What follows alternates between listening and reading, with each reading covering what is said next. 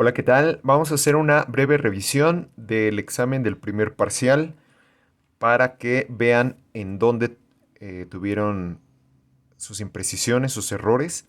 Y para ello nos vamos a ayudar de un examen muy bien hecho, que estuvo a un punto de lograr el 10 de parte de su compañero Leonardo Morquecho Ruiz, del grupo 142.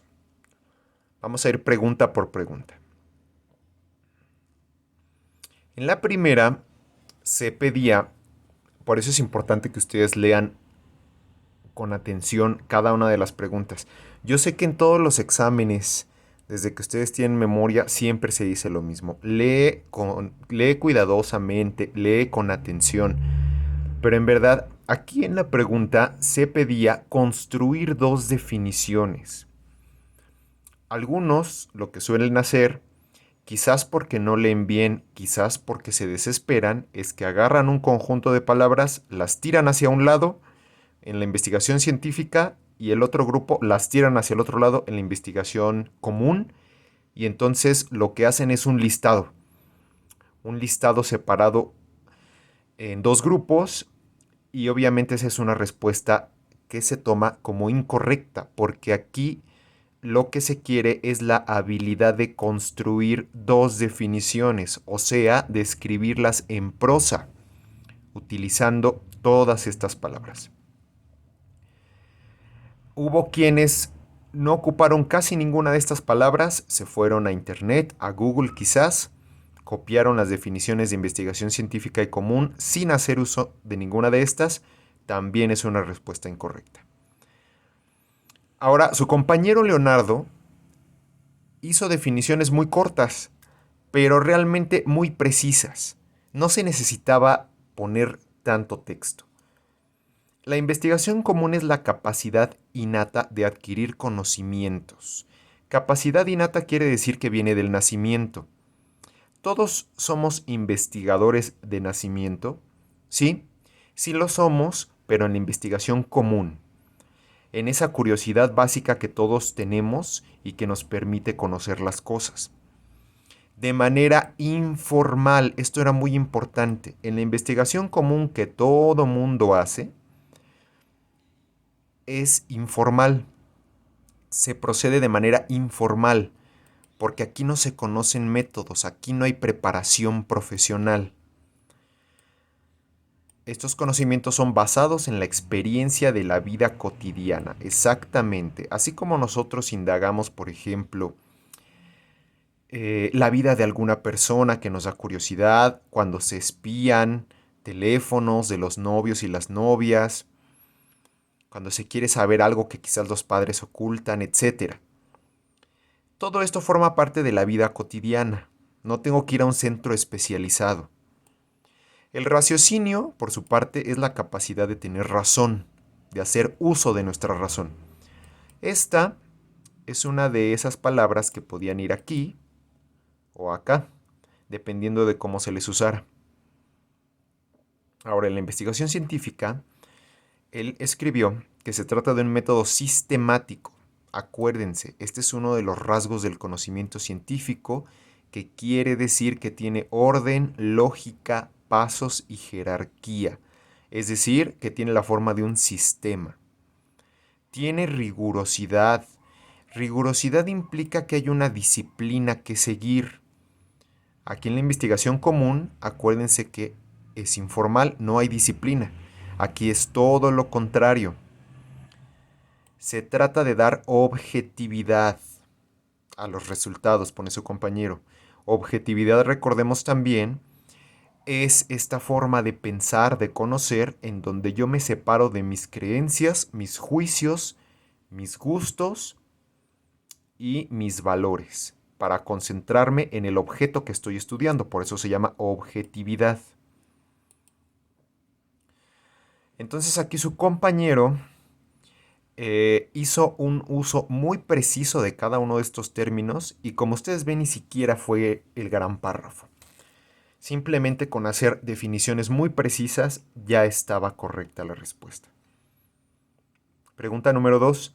El dragón amarillo de los cítricos es una plaga de dichos frutos que ha cobrado fuerza en los últimos años. La especie es nueva para el país y se necesita conocer la bioecología del insecto con el objetivo de elaborar un insecticida o mecanismo de acción para combatirlo. A partir de su objetivo, esta investigación es principalmente, vamos a releer el objetivo. El objetivo de esta investigación es elaborar un insecticida o mecanismo de acción para combatirlo. ¿Cuál es la investigación básica la podemos descartar porque esta únicamente se limita a recabar datos y a conocer las cosas. La investigación documental trabaja con fuentes documentales gráficas o escritas. Esto es mucho más que trabajar con periódicos, con internet, con libros. La investigación de campo, acuérdense que va al área natural donde se encuentra el problema. Podríamos pensar que es esta, la de campo. Porque hay que ir a visitar el insecto, ¿no? Podría yo pensar eso.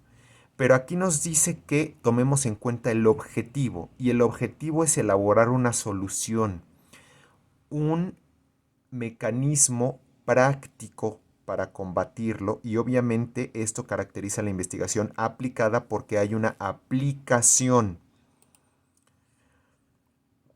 Bueno, si esta investigación anterior tuviera como prioridad averiguar qué tipo de sustancia tóxica es la que puede erradicar al dragón, y para ello necesitara exponer al insecto a varios tipos de sustancias para valorar cada una, entonces sería predominantemente. Aquí recordemos que la investigación experimental justo se trata de manipular variables en un escenario artificial. Yo no lo voy a ir a visitar al insecto. Aquí nos está planteando eso, que es la de campo. Yo no voy a recabar sus datos. Lo voy a exponer a varios tipos de sustancias. Lo voy a extraer de su hábitat y lo voy a someter a una manipulación de mi parte. La investigación experimental siempre se va a caracterizar por manipular el objeto. 4. Si el propósito fundamental de esta investigación fuese estudiar las condiciones del hábitat del insecto, como temperatura y formas de reproducción, con la finalidad de tener un conocimiento más amplio y clasificarlo, entonces sería, ahora sí, ¿qué investigación me hace tener que ir a ver el insecto y atestiguar su temperatura y las formas en que se reproduce? Esta es forzosamente de campo. Yo no puedo hacerla desde mi casa sentado con la investigación documental. Aquí tampoco me está hablando de ninguna aplicación práctica. Tampoco me está diciendo que lo voy a someter a manipulación. ¿O sí? Solamente necesito conocerlo, tener un conocimiento más amplio y clasificarlo. ¿Qué tipo de investigación hace esto? La básica. Y de campo, porque obviamente yo no puedo conocer su temperatura y sus formas de reproducción, pues si no voy al medio donde habita. Entonces esta era la correcta. 5. Es un proceso que ocurre entre el sujeto y el objeto en el momento de conocer algo. Ahora, hasta aquí, en el momento de conocer algo, hasta aquí podría ser cualquiera de las 4. Lo importante viene a continuación, que puede variar de persona a persona dependiendo del entendimiento que haya de por medio. Bueno, aquí la creencia y la fe puede estar todavía en duda. Estas ya no tanto, pero lo más importante es lo que me dice al final. Por eso puede representar un problema del conocimiento. El sujeto conoce al objeto, pero esta relación puede representar un problema, como vimos ya en el ejemplo de las mujeres. Una mujer en bikini y una mujer con el vestido tradicional islámico. Entonces estos son problemas de interpretación o percepción de las cosas, de cómo yo las veo, cómo las entiendo. Si se fijan ustedes, esto correspondía más a los tipos de conocimiento. Este correspondía más a las características del conocimiento científico. Y pues está la clasificación. Bueno, ahora la relación de las características del conocimiento científico con sus ejemplos. Ejemplo de falible. Kelvin trató de utilizar la temperatura de la Tierra para calcular su edad. Afirmó que el planeta nació como una bola líquida y caliente que se fue enfriando y endureciendo, y que entonces su edad tendría entre 20 y 400 millones de años. Pero en realidad, nuestra Tierra tiene muchos más que cientos de miles de millones de años. Si ustedes recuerdan todas las eras geológicas rebasan por mucho los 400 millones de años. Se cuentan por mucho más. De hecho, el mismo enunciado lo dice, que se quedó corto en su cálculo, es decir, que falló. Kelvin se equivocó. Y decir que Kelvin falló, pues quiere decir que es un ejemplo de que la ciencia es falible. Ahora, el ejemplo de objetividad, de objetivo. La esterilización como forma de control de la natalidad valorada como un avance de la medicina a pesar de ir en contra de algunas posturas populares, como el tener hijos que Dios nos mande. ¿Por qué es un ejemplo de objetivo? Porque se acerca a la objetividad y deja de lado creencias y juicios propios. Estas son creencias, estos son juicios subjetivos que quedan atrás gracias a la ciencia de la medicina, en este caso. Ahora, el ejemplo de lo verificable. Se dice siempre, últimamente, que el colorante número rojo provoca cáncer. Ese colorante invade gran cantidad de nuestros alimentos, desde los procesados, sobre todo los procesados dulces, colorantes de alimentos, insumos, mermeladas, muchas cosas tienen este colorante.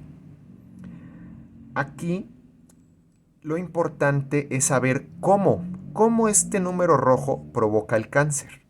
Dice que apenas se están indagando las formas precisas en que daña a las células y las vuelve cancerígenas. Es decir, apenas se está verificando la forma en que actúa ese colorante sobre las células para provocar cáncer. Ahora vámonos con el último, que es el ejemplo de acumulativo, yo creo que el más fácil, que es la historia de los átomos. Los átomos es un ejemplo muy bueno para describir cómo se fue acumulando, en este caso el conocimiento del campo de la física.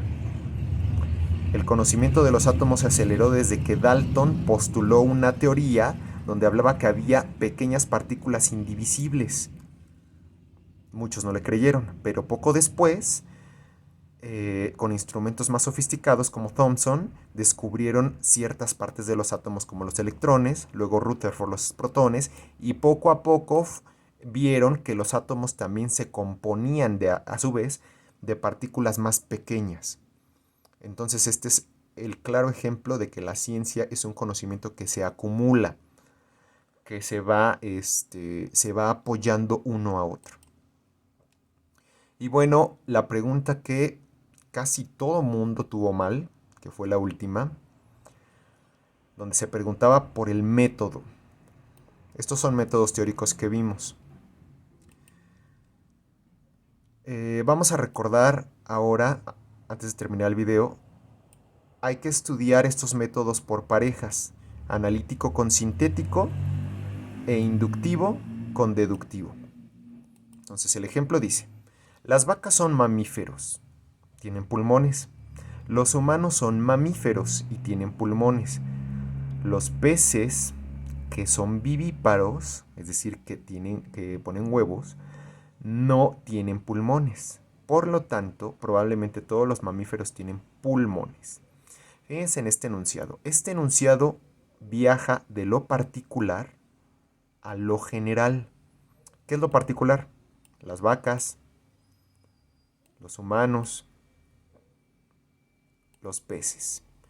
Después de que analiza las características de cada uno, llega a una conclusión general. Todos los mamíferos. ¿Qué método va de lo particular a lo general? La inducción. La deducción trabaja al revés. Cuando yo ya tengo las características de un conjunto y veo una unidad y entonces lo clasifico. Eso es la deducción. Entonces acuérdense, inductivo de lo particular a lo general, deductivo de lo general a lo particular. Es decir, por eso se tienen que grabar por parejas, porque implican el mismo camino, pero en dirección contraria. Analítico y sintético es la misma lógica. De hecho, es más fácil. El análisis, como bien pusieron ustedes en sus actividades, es descomponer un todo en sus partes. El análisis viene cuando hay algo que yo no puedo entender de manera entera, entonces lo tengo que dividir. No necesariamente de manera física, puede ser nada más de manera mental. Le quito cada una de sus partes como a la sangre y voy componente por componente para poder entenderlo. La síntesis, el método sintético, trabaja al revés. Junto las partes para poder entender un todo completo.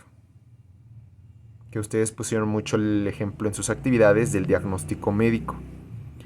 Un buen diagnóstico médico no se puede hacer. Un buen diagnóstico médico es un buen ejemplo de síntesis. ¿Por qué?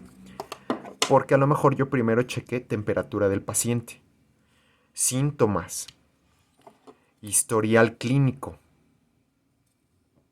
peso, talla, etcétera, etcétera. Y al final, ya en conjunto, puedo dar un diagnóstico. Y eso es la síntesis. Entender las cosas juntas, y el análisis es analizar las cosas de manera fragmentada o separada.